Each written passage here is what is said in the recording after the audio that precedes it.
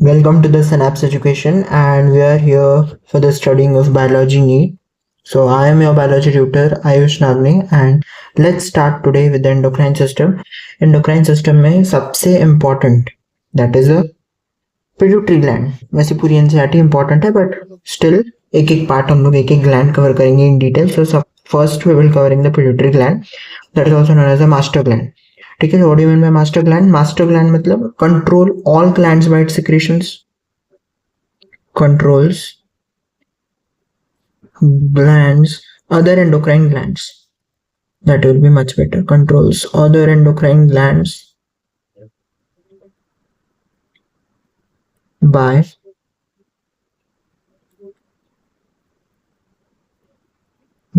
its secretions. क्या है उसके secretions? Obviously hormones. ठीक है, एक एक हार्मोन को डिटेल में पढ़ेंगे और एक एक ग्लैंड को भी हम लोग डिटेल में पढ़ेंगे और फिर वो कैसे मतलब कंट्रोल होता है उसका रेगुलेशन एंड ऑफ कोर्स उसके डिसऑर्डर्स भी वी विल कवरिंग. सो सबसे पहले we will studying the pituitary gland का स्ट्रक्चर, क्योंकि ये पूछते हैं एग्जाम में, और हाइपोफाइसियल पोर्टल सिस्टम थोड़ा सा देखेंगे, just will take a review so that you will be much clear. ठीक है, सो सबसे पहले मास्टर ग्लैंड क्यों कहते हैं पता चल गया. ठीक है, दूसरा इसका location, where it is located in the sphenoid bone. Now where is the sphenoid bone? It is one of the cranial bone of the, अरे यार, okay, one of the cranial bone. ठीक है, ये मैं रफ कर देता हूँ, हम लोग बनाएंगे आगे इसका स्ट्रक्चर. क्रेनियल बोन के अदर दूसरे क्रेनियल बोन्स कौन से है? फिर फ्रंटल, ऑक्सीपिटल एक. ठीक है, फिर दो पैराइटल, दो टेम्पोरल, स्फेनॉइड, इथमॉइड. साथ साथ भी लोकोमोशन भी हम लोग रिवाइज करते जा रहे हैं. ठीक है, सो स्फेनॉइड एक बोन है. ठीक है, उसके अंदर एक कैविटी होती है. This is the cavity that is known as the sella turcica. दिख नहीं रहा है यार, हाँ, दिस इज द सेलेटोसिका, और इसके अंदर ये जो लोकेटेड है that is the pituitary gland. ये पूरा स्फेनॉइड बोन है, इसका कोई डायग्राम नहीं आएगा नीट में, it is just for your understanding ताकि आपको क्लियर हो चीजें. ठीक है, नेक्स्ट हम लोग देखेंगे पिट्यूटरी ग्लैंड के जो स्ट्रक्चर है उसका स्ट्रक्चर. सो डायग्राम से ही देखते हैं तो ज्यादा अच्छा से क्लियर होगा डायग्राम से. सो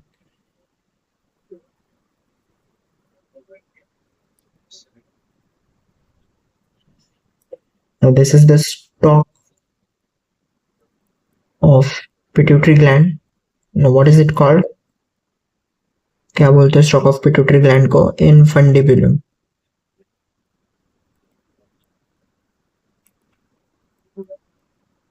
ठीक है, ये वाला क्या होगा? This is the anterior lobe. इतना एक्चुअली बड़ा है, जस्ट वेट. ये एंटीरियर लोब, एंटीरियर लोब, और ये हो जाएगा अपना पोस्टीरियर लोब. अब एंटीरियर पोस्टीरियर क्यों बोला? क्योंकि उसके लोकेशन की वजह से. जो आगे होगा that is known as anterior lobe, तो पीछे होगा that will be the posterior lobe. अब इधर जो है एक ऐसे स्ट्रक्चर होता है that is known as the hypothalamus. Now what is the function of hypothalamus? Hypothalamus भी कौन, इसका एक सेपरेट लेक्चर होगा hypothalamus के अंदर, जिसके इसके हम लोग 6 releasing hormones and 3 inhibiting hormones that we will be discussing in that lecture. तो अभी तो पिट्यूटरी ग्लैंड पे फोकस करो. सो हाइपोथैलेमस से कुछ न्यूरोनल सिक्रीशंस आते हैं. दिस इज न्यूरोनल सिक्रीशंस, वो सीधा इधर. ठीक है, ऐसे just imagine it is a neuron. Neuron पे भी लेक्चर होगा obviously, structure of neuron and Nissl granules that we will be covering in detail. उसका जो सिनेप्सिस ट्रांसमिशन है वो भी अपन कवर करेंगे इन द नेक्स्ट लेक्चर और प्रोबेबली अपकमिंग लेक्चर्स. सो और यहाँ पे एक ऐसे सिस्टम होता है that is known as the hypophyseal portal system. दूसरे कौन से पोर्टल सिस्टम्स होते हैं? सुना है कभी पोर्टल सिस्टम का नाम है? What is portal system? Anyone has, I hope, hepatic portal system तो सुना होगा यार. हेपेटिक पोर्टल सिस्टम ही होता है अपने बॉडी में. दो पोर्टल सिस्टम्स होते हैं. कौन से दो पोर्टल सिस्टम्स होते हैं? हाइपोफाइसियल पोर्टल सिस्टम जो एग्जिस्ट करता है किसके बीच में? हाइपोथैलेमस और पिट्यूटरी के बीच में, और दूसरा होता है hepatic portal system. Hepatic portal system किसके बीच में एग्जिस्ट करता है? Hepatic portal system exist between intestine and liver. इसमें क्या होता है, ये आएंगे, आर्टरी तो आती है, ठीक है। अब यूजुअली नॉर्मल सर्कुलेशन में क्या होता है, नॉर्मल सर्कुलेशन में अपन देखते हैं आर्टरी आती है, ठीक है, और फिर यहाँ पे ऐसे उसके आर्टेरियोल्स बनते हैं, फिर अल्टीमेटली जो है यहाँ पे वीनस ग्रैन्यूल्स ऐसे, और ये वेन, ठीक है। तो ये नॉर्मल अपन लेबलिंग कर लेते हैं, this is a normal circulation. ये आर्टरी हो जाएगा, इधर ये कैपिलरीज हो जाएंगी, ठीक है। ये आर्टेरियोल्स वेन्यूल्स बीच में capillaries and that will be the when. ये ऐसे नॉर्मल स्ट्रक्चर होता है। पोर्टल सिस्टम में ना, हाइपोफाइसियल पोर्टल सिस्टम में क्या होता है वो हम लोग देखते हैं पहले। तो this is the normal system ना। हाइपोफाइसियल पोर्टल सिस्टम में आर्टरी तो आएगी, कैपिलरीज भी देगी, बट वेन फॉर्मेशन नहीं होता, आगे कंटिन्यूएशन भी क्या जाएगा, आर्टरी का ही जाएगा, ठीक है। और फिर आगे कंटिन्यूएशन जाएगा आर्टरी का। ये किधर होता है, दिस इज फाउंड इन, ये हाइपोथैलेमस में होता है, ठीक है। और फिर ये आर्टरी आगे जाके फिर से अपने जो है कैपिलरीज बनाएगी, फिर अब यहां से वेन जाती है, ठीक है। अब यहां से वेन जाएगी, ठीक है। सही समझ गए। ये किधर होता है, दिस इज इन पिट्यूटरी। ये डिटेल में नहीं पूछते हैं, it is just again for your understanding, ठीक है। अपन स्ट्रक्चर पे थे, भटक गए टॉपिक से फिर से, इट्स ओके। समझ आया portal system?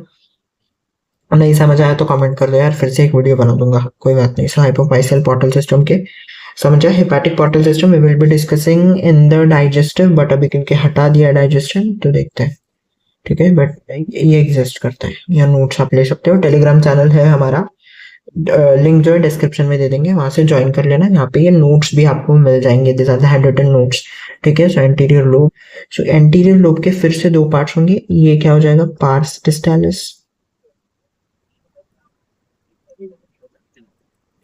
and this will be the pars intermedia,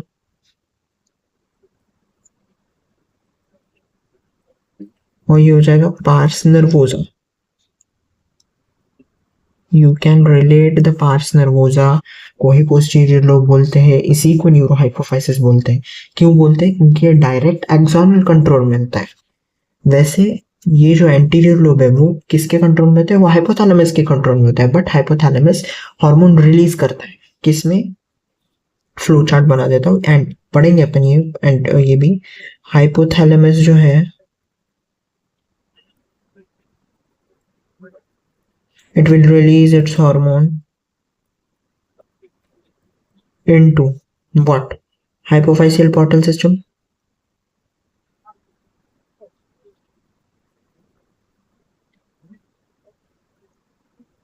वो जाएंगे सीधा किसके पास, पिट्यूटरी के पास। पिट्यूटरी फिर अपने 6 हार्मोन्स को रिलीज करेगा, जिसमें से एंटीरियर लोब के कुछ हार्मोन्स है, पोस्टीरियर लोब के कुछ हार्मोन्स है, वो हम लोग डिस्कस कर लेते हैं, ठीक है।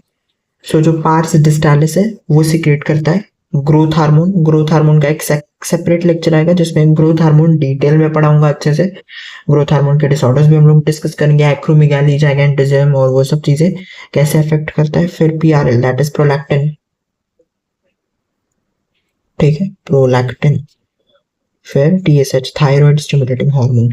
अब ये थायराइड ग्लैंड में पढ़ेंगे अपन के, पहले तो thyroid releasing hormone hypothalamus release करेगा, फिर वो स्टिमुलेट करता है पिट्यूटरी को, and then ultimately it will stimulate the thyroid gland, से हम लोग पढ़ेंगे।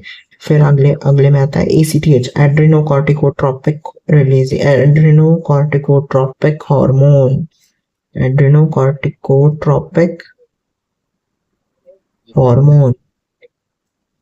एनटीए का बस चला, शॉर्ट फॉर्म दे देगा, नहीं लॉन्ग फॉर्म दे देगा, तो एब्रिवेशंस लर्न होनी चाहिए। लर्न तो क्या ही करना है यार, जीएच ग्रोथ हार्मोन है, पीएल या पीआरएल लिख लिया, प्रोलैक्टिन लिख दो, टीएसएच से ध्यान दे, thyroid stimulating ACTH, adrenocorticotropic LH, luteinising.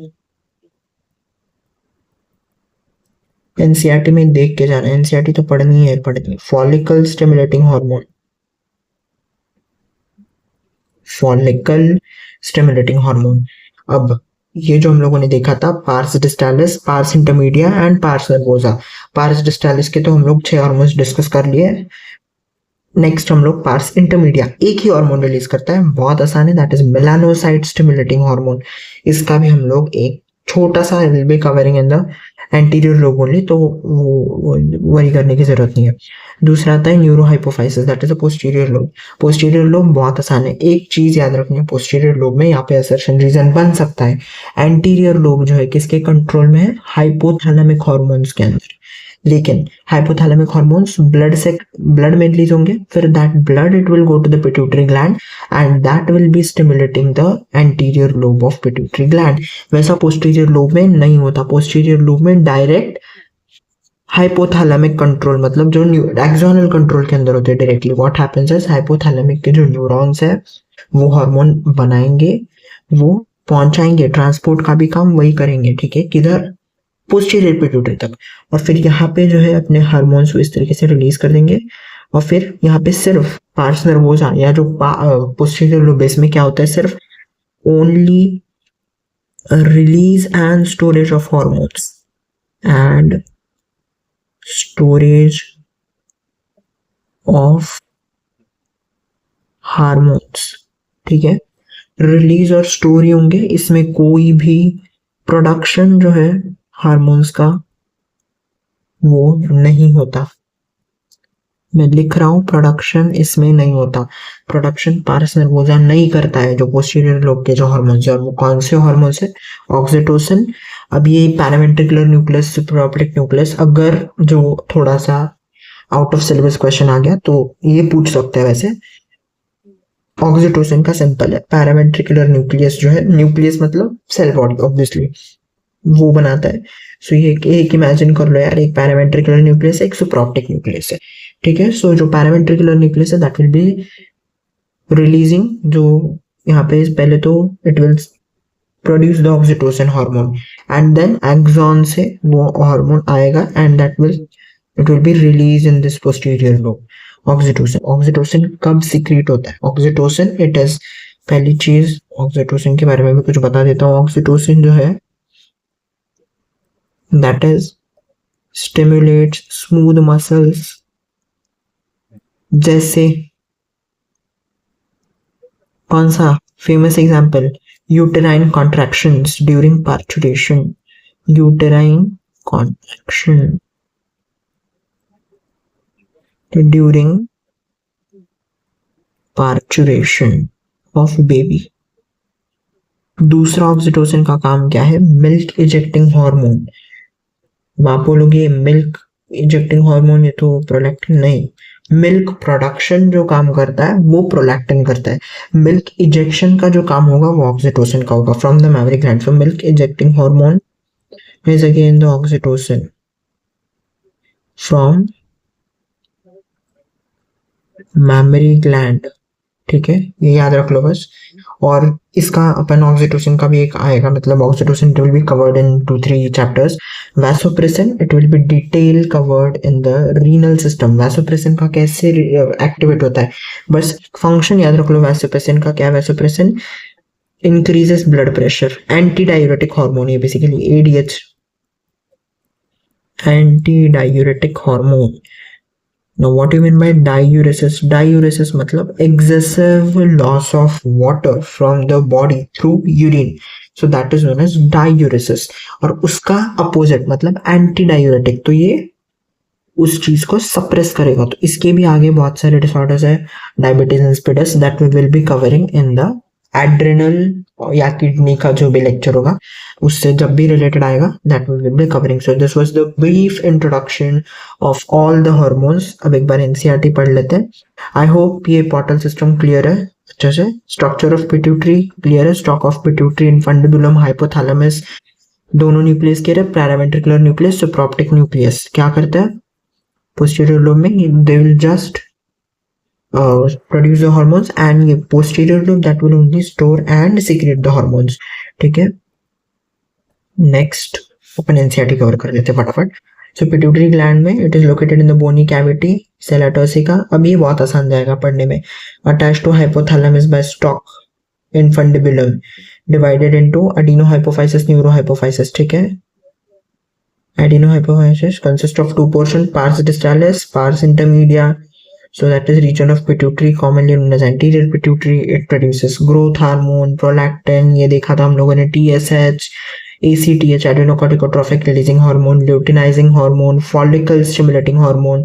Pars intermedia, ये वाला इधर एक ही है, melanocyte stimulating hormone. However, in humans, the pars intermedia is almost merged with the pars distalis. Separate lobe नहीं होता है, बस उसी लोब के छोटे दो divisions होते हैं, pars distalis and pars intermedia. Neurohypophysis also known as posterior pituitary stores and releases. यहाँ पे वही important thing है, stores and releases two hormones. Production नहीं होता है. कौन से दो hormones है? That are oxytocin and vasopressin, which are actually synthesized by the hypothalamus and they're transported to neurohypophysis. तो बस ये पोर्टल सिस्टम डायग्राम में दिया था, इसीलिए समझा दिया, और पोर्टल सिस्टम आगे भी आपको काम आएगा. ठीक है, तो चलो, all the best, bye, and thank you of course.